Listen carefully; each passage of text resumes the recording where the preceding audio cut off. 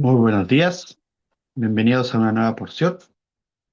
Estamos ya aquí estacionados en la porción número 41, como pueden ver ahí en la imagen, titulada la porción Pinhas. Este personaje que vamos a hablar de él, eso está en Bamidbar, con números, esto desde el 25, capítulo del versículo 10 hasta el capítulo 30, versículo 1. Es lo que es Pinhas,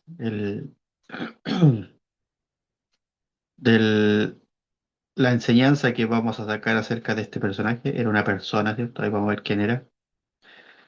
Y nos vamos a enfocar en el siguiente versículo, que es el versículo 25 del capítulo, versículo 11 del capítulo 25. Vamos primero al texto en hebreo, que está ahí, a su fonética, y la traducción que es el Humash Editorial Sinai, como uno de los más cercanos al original. Entonces dice Pinjas, que también se puede decir Finés, hijo de Eleazar, hijo de Aarón, el sacerdote, apartó mi ira de sobre los hijos de Israel al mostrar celo por mi causa entre ellos. Por eso no consumí a los hijos de Israel con mi celo. En eso nos vamos a enfocar. Y el tema para hoy, la enseñanza, basado en este versículo, es la pasión correcta. Celo o pasión es como lo mismo. Entonces a dejarlo ahí y vamos a ir viendo primeramente el resumen y luego vamos a ver quién era Pinjas y así la enseñanza escondida que está dentro de esta porción. Entonces el resumen temático de esta porción Pinjas en su totalidad, todos los temas más principales que tiene esta porción, desde el capítulo 25 hasta el capítulo 30, eh, dice así, primeramente el pacto de paz con Pinjas, dice que Dios recompensa el celo de Pinjas, otorgándole un pacto de paz y un sacerdocio perpetuo, o para siempre, eterno. Se destaca la importancia de actuar con rectitud y en favor de la santidad. Es lo que enseña el pacto de paz con Pinhas. Vamos a ver por qué llegan a este trato. También habla de la derrota de Midian o Madián, ¿cierto? Dios ordena tratar a los madianitas como enemigos por haber inducido a Israel a la idolatría y a la inmoralidad. Eso de enemigo también tiene su connotación espiritual, no es que hoy en día, si existe alguna vez en el lugar donde existen los medianitas, Dios ordene a que hagan enemigos, sino que todo tiene que ver con el concepto de alma. ¿Cierto? En nuestra alma tenemos enemigos, conceptos que son enemigos muchas veces, que son oponentes más que enemigos. También habla del segundo censo de Israel. En porciones anteriores, atrás, se hablaba del censo cuando comenzó este libro, por ejemplo, del censo, por eso se llaman números. Hoy vemos un segundo censo, eso está en el capítulo 26, por si alguien lo quiere revisar. Dice que se realiza un nuevo censo de la generación que entrará a la tierra prometida. Claro, el censo anterior era de la otra generación. Y se cuentan las tribus y se establece la base para la distribución de la tierra, para poder dividir la tierra. También habla de la herencia de las hijas de Zelofhad, Zelofhad, es el personaje que solo tuvo hijas, y las hijas de él solicitaban recibir la herencia de su padre cuando él murió. Dice que Dios establece una nueva legislación sobre el derecho de herencia cuando hay hijos varones. También habla de que Josué es elegido como sucesor de Moisés. ¿Cierto? Moisés ya sabía que él iba a morir y necesitaba alguien que lo que liderara el pueblo. Más adelante vamos a ver eso que conocemos la historia de que Moisés no entra a la tierra prometida, solo la ve desde lejos, pero sí Josué, oye, Joshua, en hebreo. Entonces dice que Moisés contempla la tierra prometida desde lejos y Dios designa a Josué como un nuevo líder de Israel y Moisés le transmite públicamente la autoridad. También habla de las ofrendas diarias, de Shabbat y de las festividades. Se detallan los sacrificios diarios, se establecen las ofrendas especiales para Shabbat, para Rosh Hodesh, que es el comienzo del mes, para Pesach, para Shavuot, para Yom Teruah, Rosh Hashanah, ¿cierto? Yom Kippur, Sukkot y Shemini Atzeret. Es todas las festividades que, en la cual se establecen ofrendas especiales para cada una de ellas. Entonces, eso ya terminando, el resumen, eh, resumiendo los temas, esta porción enseña que el verdadero liderazgo nace de la fidelidad a Dios, del equilibrio entre la justicia y la paz, y de la responsabilidad hacia las futuras generaciones, y también la importancia de mantener una relación constante con el Creador, mediante la obediencia, el servicio y las festividades sagradas como conexión. La porción marca la transición entre la generación que termina un recorrido y otra que está preparada para entrar a la tierra prometida. Entonces, eso es más que nada eh,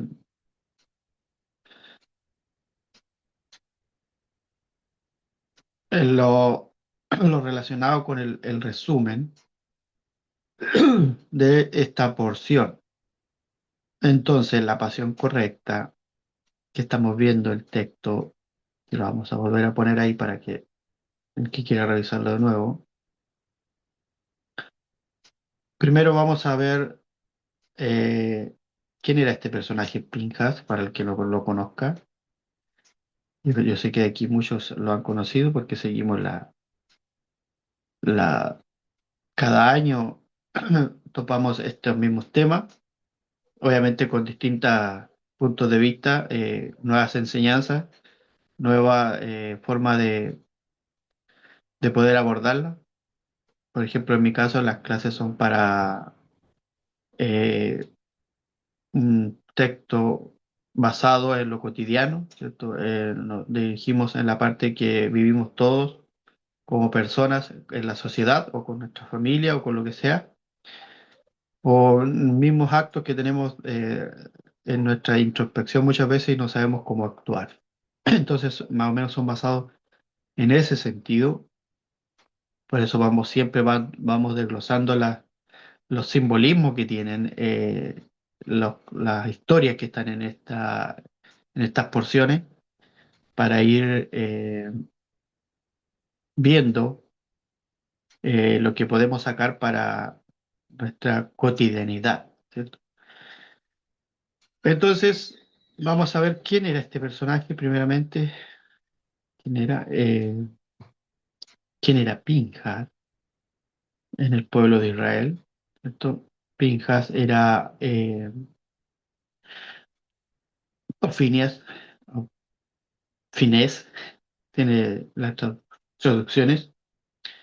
Dice que Pinhas es recordado principalmente por su acto de, de celo en Sittim, según el libro de números que estamos viendo. Cuando los israelitas comenzaron a cometer inmoralidad con las mujeres moabitas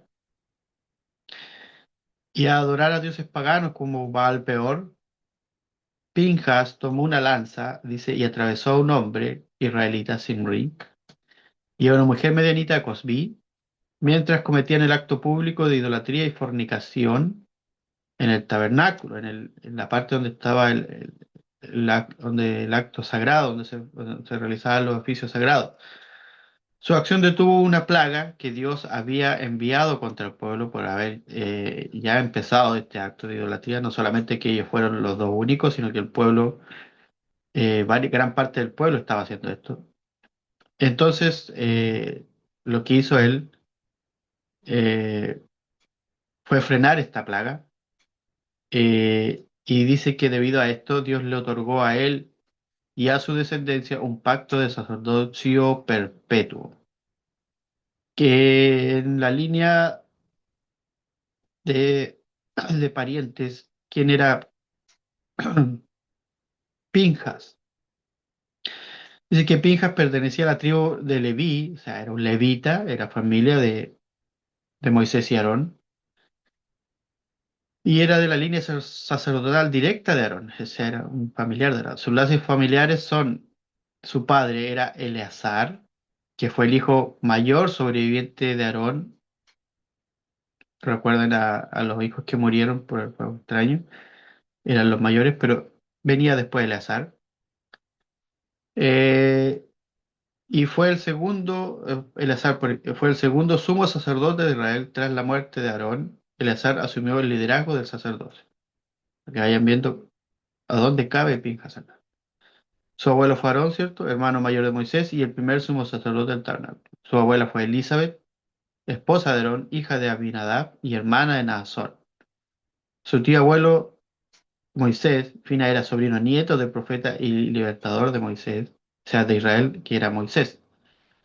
Sus tíos tenía otros tíos, hijos de Aarón, como Nadab y Abiú, como les decía, quienes murieron al ofrecer fuego extraño ante el Señor, e Itamar, hermano menor de su padre Eleazar. Esa era toda su línea eh, familiar. Entonces, la importancia histórica de esto es que Pinjas tiene continuidad sacerdotal.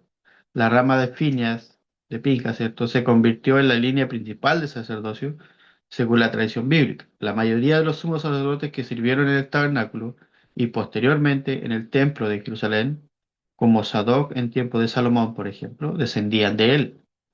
Hasta el último, Elí, por ejemplo, el que fue el último, de ahí vienen los reyes, ¿cierto? Ahí en los tiempos de Samuel o Shemuel. Entonces, se le considera un símbolo de rectitud y defensa de la santidad del pacto a Pinjas, aunque su figura es compleja debido a la violencia extrema con lo que actuó en el ataque cuando traspasó con una lanza a estos dos personajes en Baal Peor. Entonces, en resumen de la historia de este personaje, Pinjas ocupó un lugar de gran relevancia política y religiosa en el pueblo de Israel, siendo el heredero directo de la autoridad espiritual de la familia de Aarón en el desierto. Eso era en cuanto a Pinjas, ¿cierto? Entonces, seguimos adelante. Era para que conozcan un poco más quién es este personaje. Y ahora vamos a la narrativa de este texto, de lo que estamos hablando. Entonces, dice que Israel estaba a las puertas de ingresar a la tierra prometida ya. Sin embargo, después de 40 años de preparación, ¿cierto? Que estuvieron en el desierto, esos 40 años de un sistema espiritual de preparación. ¿Eh?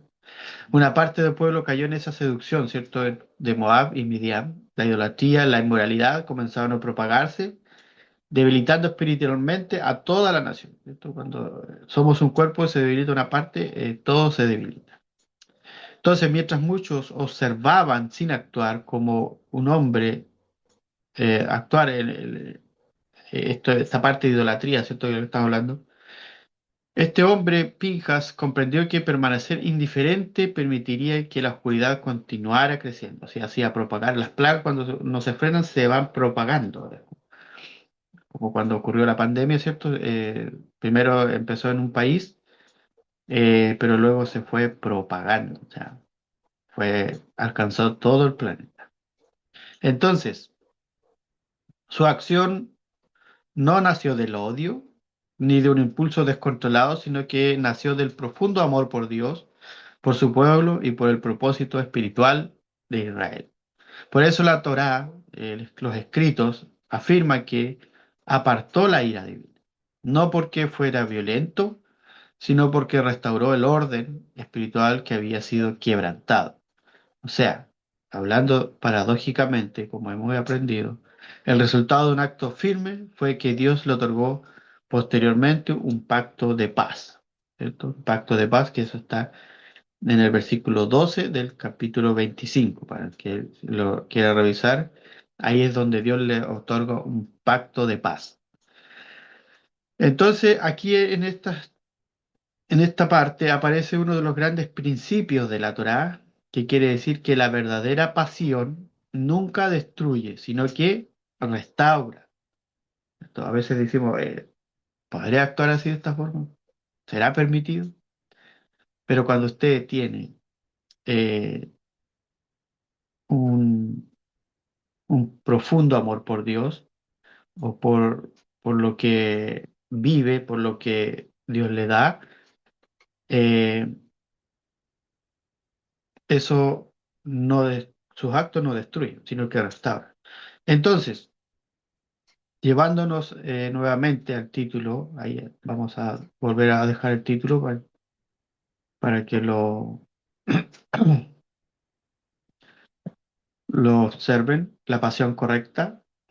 Tenemos distintos tipos de pasión, vamos a ver eso igual. Entonces vamos a revisar qué es la pasión, qué es pasión, siempre escuchamos eso, significado general de pasión. La palabra pasión significa principalmente experimentar intensamente algo, o sea, tener algo, vivir algo, pero intensamente. Hoy entendemos la pasión como una fuerza interior, un entusiasmo profundo, una energía emocional que impulsa nuestras decisiones o aquello por lo que estamos dispuestos a invertir tiempo, esfuerzo y sacrificio. O sea, le ponemos pasión a todo ese tipo de cosas. Cuando, por ejemplo, empezamos un proyecto, invertimos tiempo, esfuerzo y sacrificio, es porque le estamos poniendo pasión a eso. Entonces, cuando de repente ve a un futbolista, dice, él tiene pasión por lo que hace, porque dedica parte de su vida a entrenar, a adquirir lo mejor equipamiento para jugar, y cuando está en el momento de que va a enfrentarse a alguien en un encuentro, en una cancha, pone todo lo mejor de sí para poder que le vaya bien. Lo mismo en todo ámbito de la vida. Cuando nosotros invertimos tiempo, esfuerzo y sacrificio, le estamos poniendo pasión a lo que estamos viviendo. Entonces, la pasión por sí misma no es buena ni mala, o sea, es neutra. Es simplemente una enorme cantidad de energía. Sabemos que del árbol de la vida, de la luz infinita del Creador, proviene energía pura. Ahí va a ver cómo nosotros la canalizamos. Eso es el, el problema, ¿cierto? A veces, cuando la canalizamos mal, se transforma en una energía negativa. Entonces, todo depende de quién la dirija.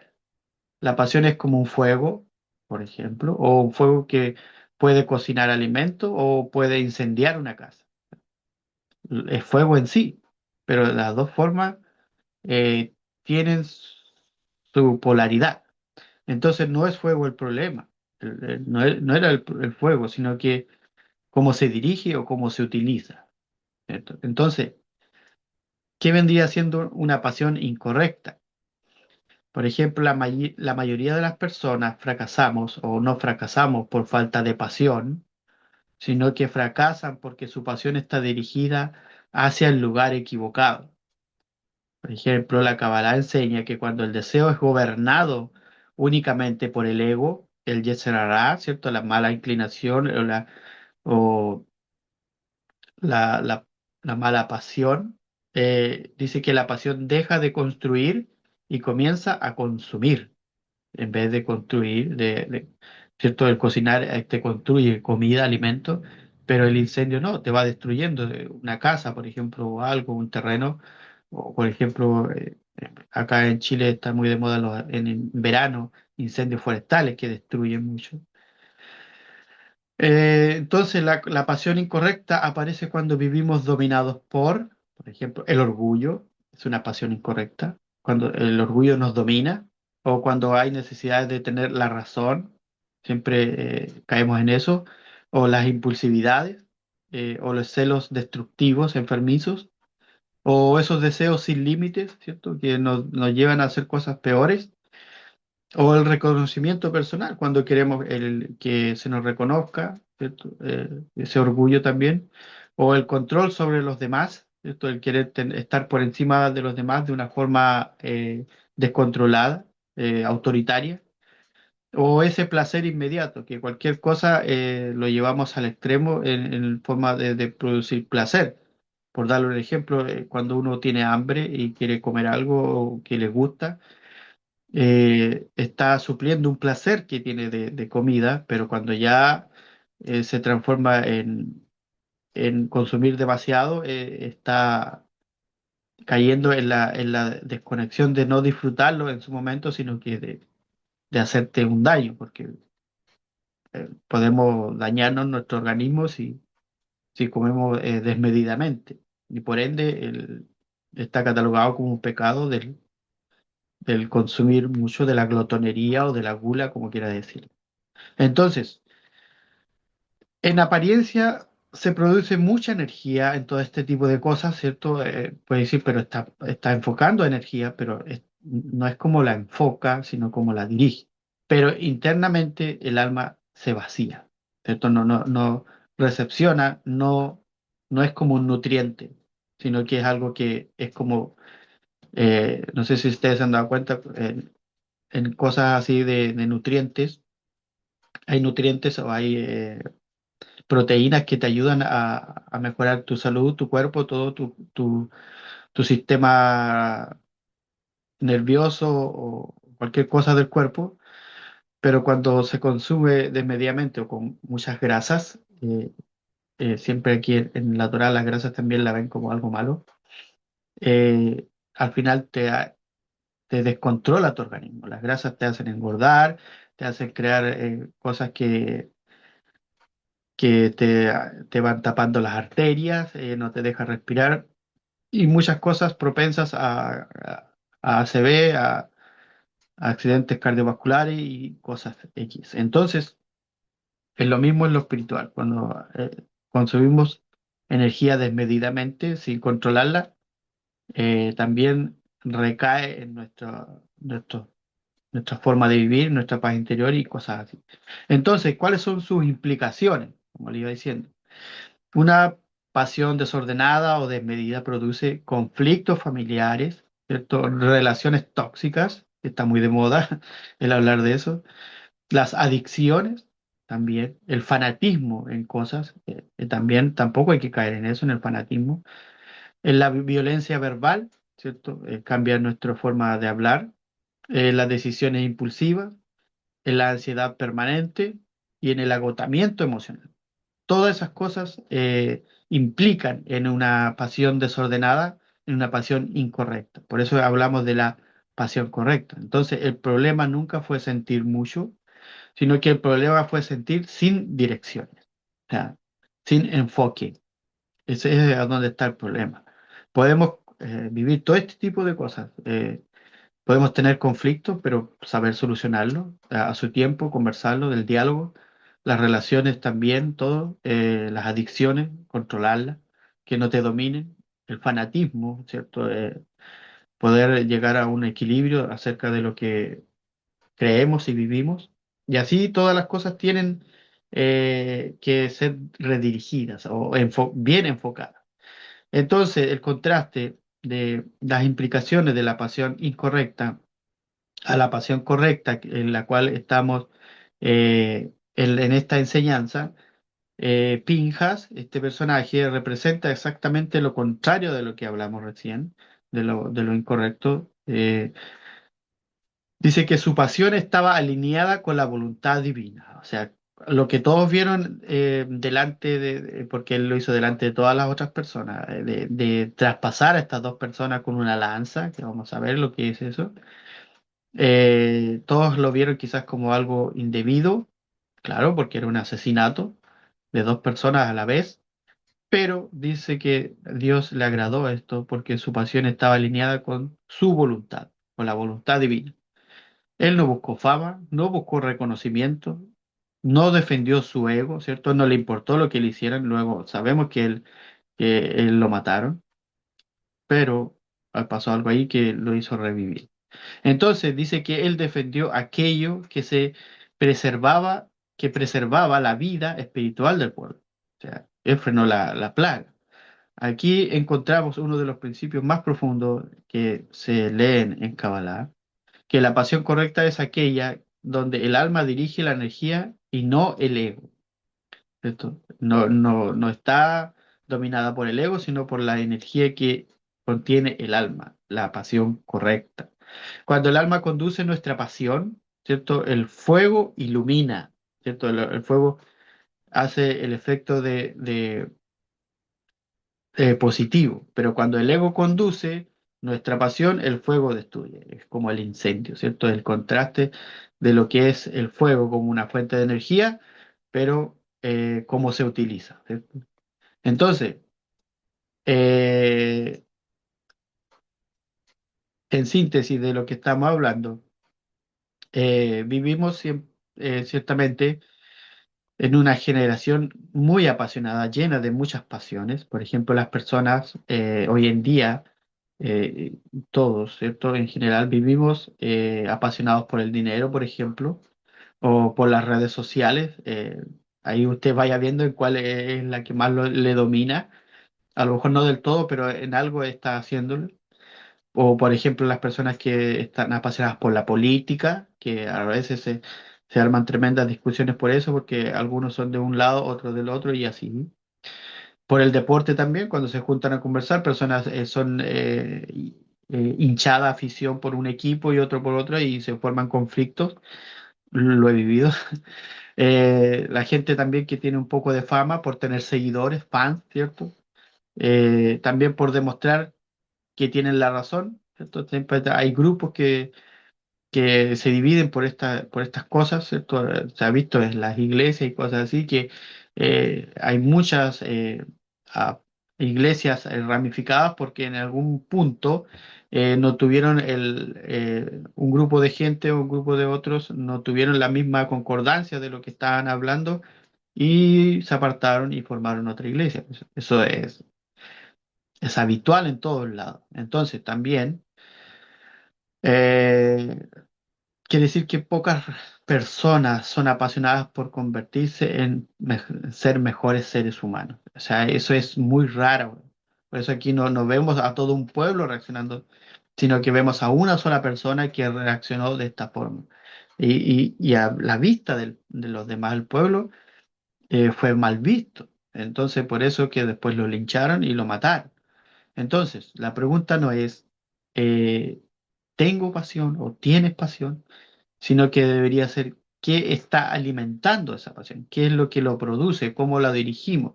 Porque aquello que tú alimentas termina gobernándote. Por eso que tú avivas eh, es lo que después termina por contenerte, por gobernarte. Entonces, explican los sabios de Kabbalah que dentro del ser humano existen dos fuerzas, ¿cierto? Que es el Nefesh Behemit, que es la naturaleza impulsiva, que es como la normal que tenemos todos, obviamente algunos menos que otras, somos todos distintos. O también está el Nefesh Elokit, que es el alma divina. Ambas tienen pasión, ambas tienen mucha fuerza, pero desean cosas distintas, su enfoque es diferente. El alma animal, ¿cierto? Que es la naturaleza impulsiva, quiere satisfacción inmediata, o sea, quiere tener todo de una o al tiro, como decimos acá en Chile, él quiere tener todo a la mano, que poder disfrutar de todo a la vez, acaparar. Pero el alma divina quiere transformación, es un proceso, él vive el proceso, o sea, es más placentero vivirlo porque lo vive al día a día. El otro que es impulsivo lo quiere vivir en el momento porque tiene mal el enfoque. Entonces, toda nuestra vida consiste en decidir cuál de estas dos fuerzas queremos alimentar o le damos más alimento. Porque la naturaleza impulsiva obviamente está en nosotros y también tiene que ser alimentada, pero no de una forma desmedida o darle mayor enfoque que lo espiritual, lo del alma divina, ¿cierto? Entonces ahí está donde nosotros debemos poner el enfoque. Nosotros decidimos. Entonces, Pinhas, este varón, nos enseña una gran diferencia entre estas cosas, que no toda la intensidad que le ponemos proviene de Dios, no todo lo intenso proviene de Dios, sino que hay personas muy intensas, pero dañan, ¿cierto? Las personas cuando dicen, oh, que eres intenso, claro, porque le está invadiendo su espacio. A lo mejor hay personas que son muy calmadas, pero las personas intensas no tienen mucha compatibilidad con ellas. Por eso es que hay que conocer bien a las personas para poder tratarlas y no atosigarlas, no cansarlas, ¿cierto? Por eso es que es muy bueno conocerse primero, por ejemplo, en la familia, conocer lo que el padre como es su hijo y así viceversa, o los cónyuges, las parejas o los amigos. Entonces, también en el trabajo, obviamente. Entonces, por eso el ser muy intenso daña. Pero también hay personas muy apasionadas, pero también destruyen. Y hay personas muy convencidas, pero dividen. Y la intensidad no garantiza la verdad, sino que lo que garantiza la verdad es el propósito, güey. Por eso es el enfoque, es lo que importa. Entonces, la pasión correcta siempre produce paz. Principalmente la pasión correcta parece contradictorio, ¿cierto? Pero Pinjas actuó con firmeza. Él no temió a lo que le iban a hacer. Sin embargo, dice que Dios le dio un pacto de paz. Por la forma como actuó, Dios le dio un pacto de paz. ¿Y por qué? Porque la paz bíblica, que es el shalom, ¿cierto? Paz, no significa ausencia de conflicto, siempre va a haber conflicto en todos los casos, sino que significa que cada cosa vuelve a ocupar el lugar que le corresponde. La verdadera pasión pone en orden y no genera desorden o caos, ¿cierto? Esa es la diferencia de la pasión correcta con la incorrecta, que la verdadera pasión pone orden a lo que genera caos. Entonces, eh, para ir aplicando, todos vivimos pequeñas batallas cada día, todos, en general. Cuando alguien nos ofende, por ejemplo,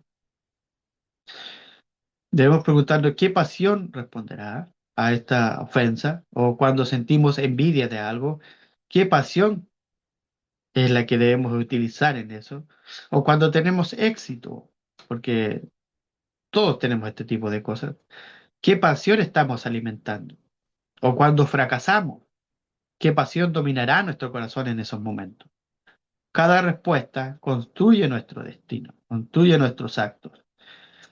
Por ejemplo, una madre puede usar su pasión para controlar o para formar, ¿cierto? Un padre puede usar su fuerza para imponer o para proteger. O un líder puede buscar aplausos o busca el servir, que es el contraste. O un creyente puede usar la religión para juzgar o para acercar personas a Dios, almas a Dios. La pasión siempre está presente. La diferencia está en quién sostiene la dirección o el timón, si lo quiere ver desde un barco, desde algo que dirige. Entonces, la enseñanza espiritual dentro de esto habla de que enseña que cuando una persona alinea su deseo con la voluntad del Creador, ¿cierto? Cuando están en la misma, en el mismo canal, por decir algo, cuando una persona alinea su deseo propio con la voluntad del Creador, como lo hizo Pinja, despierta una fuerza capaz de transformar no solo su propia vida, sino también el ambiente que les rodea. La pasión deja de ser una reacción emocional y se convierte en una expresión del alma. Ese es el verdadero celo santo, ¿cierto? Esa pasión. No luchar contra las personas, sino contra todo aquello que nos aleja de nuestra esencia divina.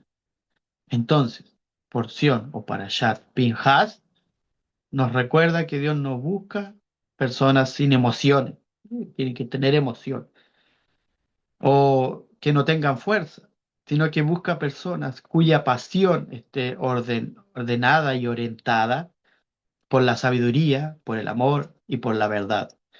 Esas son personas que están dirigiendo y tienen una pasión correcta. La misma energía que puede destruir una vida, ¿cierto? Puede convertirse en la fuerza de restaurar una familia, por ejemplo, o que sane un corazón que está afligido y está pidiendo ayuda, o inspire a una comunidad y acerque a una persona, un alma al Creador, a esta luz infinita, ¿cierto? La pasión correcta no consiste en sentir más que los demás, sino que consiste en permitir que el alma gobierne aquello que sentimos.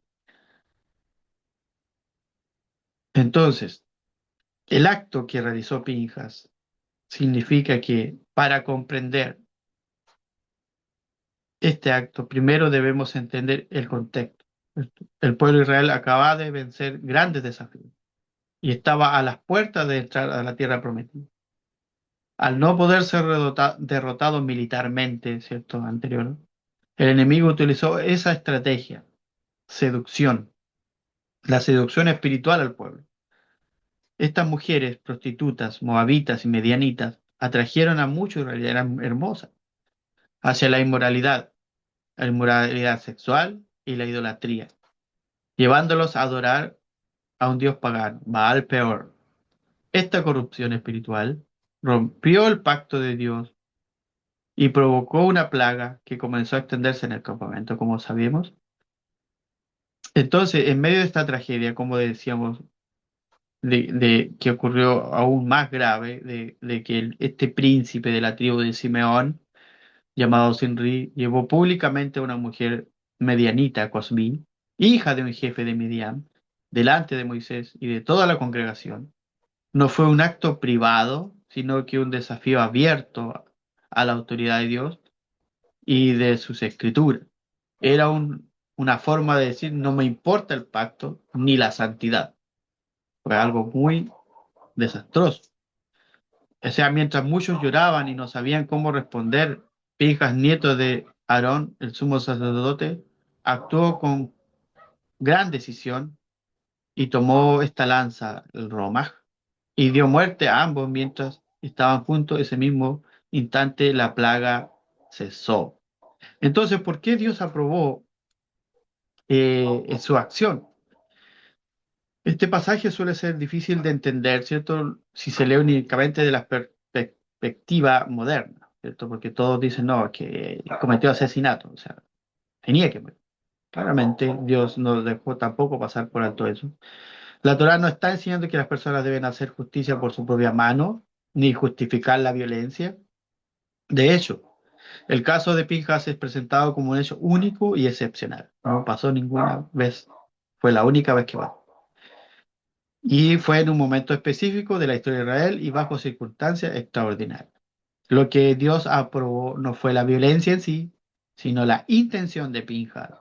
Él no actuó por odio, ni por venganza, ni por ambición, ni por ira personal, sino que actuó movido por un celo santo, un profundo amor por Dios, por el pueblo y por la preservación de ese pacto que había hecho. Su acción detuvo una rebelión que estaba destruyendo espiritualmente a toda la nación. La prueba de que no fue un acto de crueldad es que inmediatamente después Dios le otorgó el pacto de paz. Si Pinjas hubiera actuado por violencia, egoísta, ¿cierto? No habría recibido el pacto de paz. O sea, ¿qué significado espiritual tiene acerca de esto? Este episodio no se entiende como una invitación a combatir personas, ¿cierto? A usar la violencia, sino como un llamado a combatir aquello que corrompe el alma. Por ejemplo, los personajes representados en esta historia son fuerzas internas. Por ejemplo, Sinri simboliza el ego que busca satisfacer sus deseos sin límites. Este era el hombre que fornicaba con la mujer. ¿Con quién? Con Cosbi, que representa la seducción de las ilusiones y todo aquello que aparta al ser humano de su propósito. Son todos fuerzas. Y Pinjas, el que frenó esto, representa la conciencia despierta que tiene el valor de detener aquello que destruye la vida espiritual. Esos son los personajes involucrados y es lo que representa. La lanza de Pinjas simboliza la decisión firme de cortar con aquellos que nos esclaviza, malos hábitos, adicciones, orgullo, resentimiento o cualquier conducta que nos aleje de Dios. ¿Qué significa hoy para nosotros? Hoy no estamos llamados a tomar una lanza física contra otras personas. La verdadera batalla es interna. Cada vez que decidimos detener un pensamiento destructivo, ¿cierto? Antes de que se convierta en una acción. Eso es traspasar con una lanza. Cada vez que frenamos una palabra hiriente antes de pronunciarla. Eso es frenarlo con esa lanza. Cada vez que elegimos la verdad antes de la comodidad, es reflejado en eso. Estamos realizando el verdadero acto de Pinjas. La enseñanza es que hay momentos en los que el amor requiere firmeza. No toda paz consiste en evitar el conflicto. ¿No? No, yo me quedo ahí callado. No, hay que actuar. A veces la paz nace cuando tenemos el valor de poner un límite a aquello que está destruyendo nuestra vida. Por muy doloroso que a veces parezca, hay que actuar. La pasión correcta no hiere a las personas, por eso es que hay que enfocarla bien. Hiere el ego que nos separa del Creador. Cuando somos capaces de vencer esa batalla interna, la consecuencia es la misma que en esta porción. La paz vuelve a ocupar su lugar en el corazón. Por eso es que eh, Él hace un pacto de paz, porque detiene la plaga, detiene el conflicto, ese acto de Pinjas, y Él hace un pacto de paz eh, con este hombre y por ende el pueblo que él en la parte espiritual oficia y dirige, ¿cierto? Como un sumo sacerdote. Entonces, la verdadera lanza de Pinjas no simboliza destrucción, sino una vida completamente alineada con la voluntad de Dios. ¿Cierto? De hecho, el Roma eh, tiene su numeración de sus letras, representa el número 248 en gematría, que representa los 248 mandamientos positivos de hacer de la Torá, ¿cierto? Y también los órganos y miembros principales del cuerpo humano, según la tradición rabínica. Entonces, es como si la Torá insinuara que todo nuestro ser, nuestra mente, corazón, cuerpo y acciones deben estar comprometidos con el bien. Por eso concuerdan estas dos, esta numerología con lo que es los mandamientos de Dios. Entonces, para ya ir terminando, vamos a pasar eh, a los trabajos espirituales, cotidianos, no tan espirituales, pero sí que vienen desde adentro, son cosas, situaciones que nos ocurren a todos, bueno, en general, no solamente a los que seguimos la Torá, sino que a todos, son cotidianos. Trabajos prácticos, ¿ciertos? El primero, vamos a ver, detener el impulso antes de reaccionar, ¿cierto? Ahí, detente. El- Luz roja, detente. La pasión correcta no actúa por impulso, sino por conciencia. Antes de responder, el alma aprende a detenerse y elegir la mejor acción. ¿Qué no hacer? Responder inmediatamente cuando estás enojado, por ejemplo. Ahí es donde hay que tener esa templanza de poder frenar. O cuando estás herido o cuando estás frustrado. Eso es lo más malo. Pero sí, ¿qué hacer? Respira, reflexiona unos segundos y pregúntate, ¿lo que voy a decir construye o destruye? Es como, tú díselo para ti mismo primeramente, piénsalo para ti. ¿Qué te gustaría que te respondan a ti? ¿Cierto? Eso es una importante forma de poder detener o reaccionar antes del impulso. ¿Cómo lo aplicamos? La próxima vez que alguien te contradiga en algo, evita responder de inmediato. Espera un momento, piensa lo que vas a decir y expresa tu opinión con respeto y con serenidad. Verá un cambio, habrá un cambio en ti y en la persona con la que estás interactuando. La dos, Protege tu energía interior. No toda batalla merece ser peleada. La pasión correcta sabe conservar su energía para aquello que realmente tiene valor. ¿Qué no hacer? Entrar en discusiones innecesarias, alimentar chismes, ¿cierto? La mala lengua, o dejar que cualquier comentario robe tu paz, ¿cierto? No de quedarte con eso que a lo mejor te dijeron,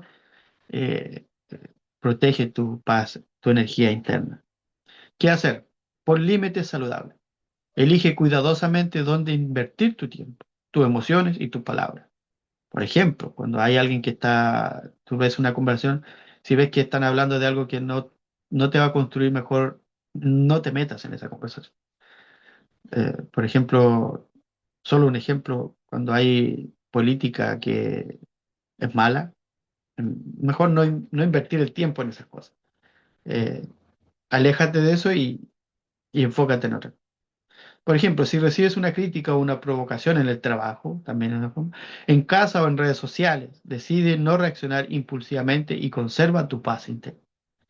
Son formas de poder frenar, detener este tipo de cosas. El 3 es elegir el alma por encima del ego. Tu alma es más importante que el ego. Vimos durante la clase los contrastes que producen tales cosas. Cada decisión fortalece al ego o fortalece al alma. Lo que tú decides alimenta lo que tu pasión eh, ejerce. La pasión correcta busca crecer, aprender y servir antes de demostrar superioridad. ¿Qué no hacer? Querer tener siempre la razón. Siempre hay cosas que a veces no vas a tener la razón, no sabemos todas. Imponer tus ideas o actuar por orgullo. ¿Qué hacer? Practica la humildad, escucha con atención y reconoce cuando puedes mejorar. La aplicación cotidiana, en una conversación familiar o laboral, permite que otra persona termine de hablar antes de responder y valora su punto de vista, aunque no coincida con el tuyo. O sea, respétalo. Por último. Sí, pues hay cosas que a veces no hablamos y no todos tienen la misma opinión y a veces a ti no te parece o las personas no les parece lo que tú hablas, pero dile, cuando lo dices de una forma correcta, y cuando lo enfocas con la energía correcta, puede tener su concordancia, ¿cierto? Y por último, ser constructor de paz, o sea, producir paz. La verdadera pasión no crea conflictos, sino que restaura relaciones, sana heridas y lleva armonía donde existe tensión. ¿Qué no hacer? Alimentar resentimientos, hacer recordar cosas que pasaron malas antes, o dividir personas o hablar negativamente de otros. Eso es malísimo. A veces esa pasión nos hace sentir bien el ego, pero no construye. ¿Qué hacer? Buscar reconciliar, ¿cierto? Perdonar y utilizar tus palabras para animar, unir y fortalecer. Es una buena forma de poder ser constructor de paz. Esta semana, ¿cierto? Da el primer paso para resolver un malentendido. Que todos alguna vez hemos tenido malentendido y hemos quedado enojados con un prójimo. Pide perdón si es necesario o inicia una conversación que ayude a restaurar una relación dañada. ¿Cierto? Es alejar el caos, alejar el conflicto y ser constructores de paz. Entonces, esto es lo que eh, nos lleva eh, después de la enseñanza a poder, de alguna forma, eh, enfocarnos, ¿cierto? Enfocarnos en nuestro vivir, nuestra, como les digo, cotidianidad y poder eh, vivir una mejor vida, poder avanzar en nuestros propósitos. Todos tenemos una pasión que impulsa nuestra vida, ¿cierto? Pero la pregunta no es si somos apasionados, sino hacia dónde dirigimos esa pasión. La porción de esta semana, Pinhas, de este personaje, nos enseña que la mayor batalla no ocurre fuera de nosotros, sino en nuestro interior primeramente. Cada día elegimos si nuestra energía será gobernada por el ego o por el alma. El ego reacciona, exige y divide, pero el alma reflexiona, ama y construye. La lanza de Pinhal, el Romaj, representa esa decisión firme de atravesar todo aquello que nos aleja del propósito para el cual fuimos creados. No se trata de herir personas, sino de poner fin al orgullo, a la ira, a la indiferencia y a los hábitos que oscurecen nuestro corazón. Cuando aprendemos a dirigir nuestra pasión con sabiduría, dejamos de vivir reaccionando a las circunstancias y comenzamos a responder con conciencia. Entonces nuestras palabras sanan, nuestras decisiones se edifican y nuestra presencia transmite paz. ¿Cierto? A las personas les gusta estar con. Que esta enseñanza nos inspire a convertir cada emoción intensa en una oportunidad para revelar la luz del Creador. Que nuestra pasión no sea una fuerza que consuma, sino un fuego que ilumine el camino de quienes nos rodean. Al final, la verdadera grandeza no consiste en tener más fuerza que los demás, sino en tener el dominio de nuestro propio corazón. Allí es donde comienza la transformación personal, allí nace la paz y allí se revela la presencia de Dios en nuestra vida. Entonces, cuando el ego gobierna la pasión, el fuego destruye. Cuando el alma guía la pasión, ese mismo fuego se convierte en luz que transforma el mundo. Amén. Veamos. Esta ha sido la enseñanza de este día, esta semana. Espero haya sido de mucha bendición para sus vidas y les pueda ayudar a cada uno de nosotros a tener un enfoque diferente, distinto en nuestras pasiones, en cómo eh, redirigimos esa fuerza que tenemos todos, esas impulsividades, para poder que nuestras acciones construyan en vez de destruir. Amén. Baruch Hashem. Gracias, Carol. Si hay alguien que quiere decir algo, eh, está el micrófono ahí disponible para que reflexione o para que pregunte o algo en especial.